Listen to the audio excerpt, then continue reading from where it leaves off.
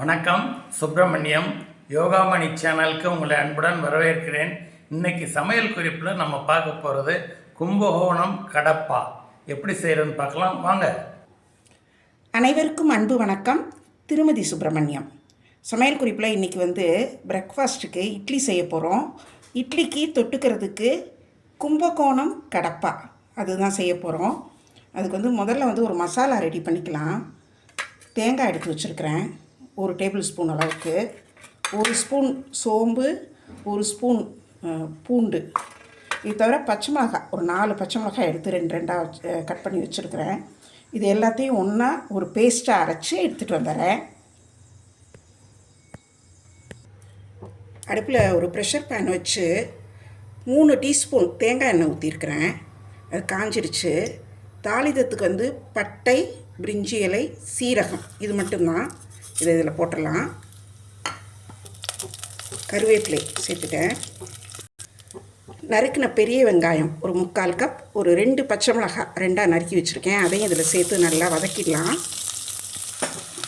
வெங்காயம் நல்லா வாசனை வர வதங்கிடுச்சு. ரொம்ப நிறம் மாறாமல் அந்த கண்ணாடி பதத்துக்கு வந்தோடனே பாசிப்பருப்பு 1/2 கப் எடுத்து வச்சுருக்கிறேன். அதை இதில் சேர்த்துட்றேன். தண்ணி கொஞ்சம் ஊற்றுறேன். தோல் சீவிட்டு பொடியாக நறுக்கி வச்சுருக்கிற உருளைக்கிழங்கு ஒரு 1.5 கப் எடுத்து வச்சுருக்கிறேன். அதையும் இந்த பாசிப்பருப்போடு இதிலேயே சேர்த்துறேன்.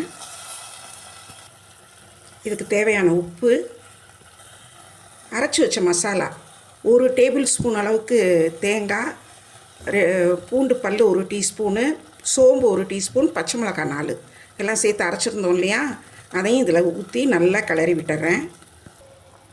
என்கிட்ட இந்த பால் ஏடு அந்த க்ரீமையும் இதில் சேர்க்குறேன். எல்லாம் சேர்த்து நல்லா கிளறி விட்டுறலாம். ஒரு கொதி வந்ததுக்கப்புறம் நம்ம குக்கர் மூடி போட்டு அந்த வெயிட் போடலாம்.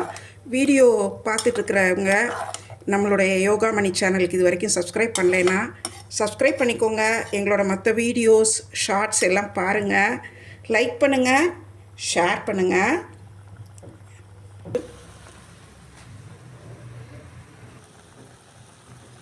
இப்போது இந்த குக்கரில் நல்லா இது கொதி வந்துடுச்சு. இதை இப்போது மூடி போட்டு வெயிட் போட்டுடலாம். ஒரு 3 சவுண்டுக்கு மேலேயே வரட்டும். அதுக்கப்புறம் நம்ம ஆஃப் பண்ணிவிட்டு இதெல்லாம் ப்ரெஷர்லாம் ரிலீஸ் ஆனதுக்கப்புறம் ஓப்பன் பண்ணி பார்க்கலாம். குக்கர் 3 சவுண்டு வர வச்சு ஆஃப் பண்ணிவிட்டு ப்ரெஷர் எல்லாமே ரிலீஸ் ஆகிடுச்சு. நான் ஏற்கனவே சொல்கிற டிப்ஸ் தான் திரும்பவும் சொல்கிறேன். நீங்கள் இந்த மாதிரி பருப்பு, கூட்டு இதெல்லாம் தண்ணி ஊற்றி குக்கரில் வேக வைக்கிறப்போ அதை எல்லாமே சேர்த்துட்டு நல்ல ஒரு கொதி வந்ததுக்கப்புறம் மூடி போட்டு வெயிட் போட்டிங்கன்னா அது விசில் வர்றப்போ அந்த உள்ளே இருக்கிற சாப்பாடு அந்த பொருள் வெளியில் வராது. இப்போ பாருங்கள், நீட்டாக இருக்குது பாருங்கள். இப்போ இதை ஓப்பன் பண்ணி பார்க்கலாம். நல்லா வெந்திருக்கு. ஆனால் இதில் கன்சிஸ்டன்சிக்கு நம்ம இன்னும் கொஞ்சம் கொதிக்கிற வெந்நீர் ஆட் பண்ணணும். பாசிப்பருப்பு, உருளைக்கிழங்கு எல்லாமே நல்லா வெந்துருச்சு. நல்லா சுட வச்ச வெந்நீர் அதை ஆட் பண்ணுறேன். இந்த மாதிரி இதுக்கெல்லாம் நம்ம தண்ணி ஆட் பண்ணுறப்போ பச்சை தண்ணி ஊற்றக்கூடாது. அப்படி ஊற்றினோன்னா டேஸ்ட் ஒரு மாதிரி இலச்ச மாதிரி ஆகிடும்.